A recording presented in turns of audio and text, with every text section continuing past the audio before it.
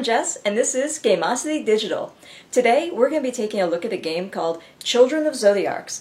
It's by Cardboard Utopia, and they let me take a look at it last time I was at PAX. It is a really neat game. It's what you get when you mash up Final Fantasy Tactics, a deck building game, and a dice builder. It's really cool, and I can't wait to show you guys. So let's take a look. Children of Zodiarcs follows Nami and her friends as they become thieves in order to survive and get revenge against the corrupt nobility. Just like Final Fantasy Tactics, Children of Zodiarcs uses a grid system. This means your characters can move a certain amount of spaces, and you can always check how far you or your opponents can move by just mousing over them.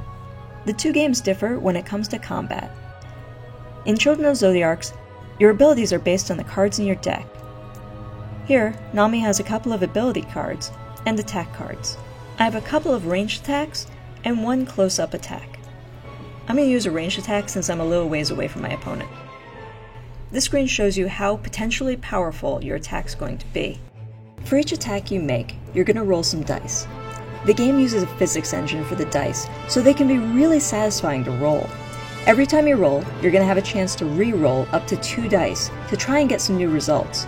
You just have to be careful when rolling the dice, as they can knock into other dice and change your previous results.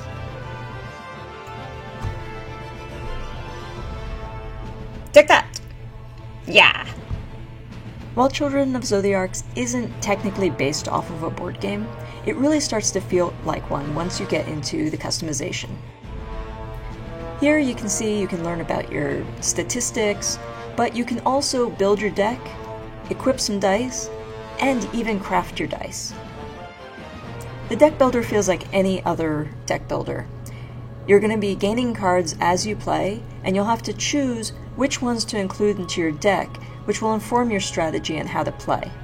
If you have any trouble when you begin trying to figure out what you should include in your deck, you can always use the Select Recommended deck, which will give you some automatic choices.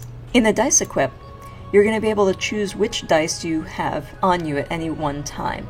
You're going to be collecting up dice as you play, and you can either switch them out or use those dice that you don't have currently equipped to fuel the dice crafting system. Dice crafting is pretty cool. With it, you can choose a die that you're not entirely happy with the faces, and be able to substitute in something that's a little more effective.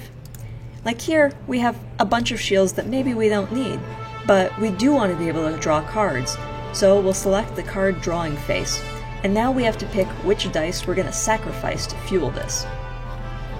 When I was at PAX East with Andrew, he only got to play a few minutes of it, but he was really impressed with the dice and deck building mechanics, and he also loved the tactical turn-based gameplay. I have to agree with him. It's a super smooth game, and I love the animations. I love how it zooms in whenever you're doing an attack. The dice rolling feels really natural and fun. And overall, I think it's going to be a very solid game. Yeah, so that was really neat, right?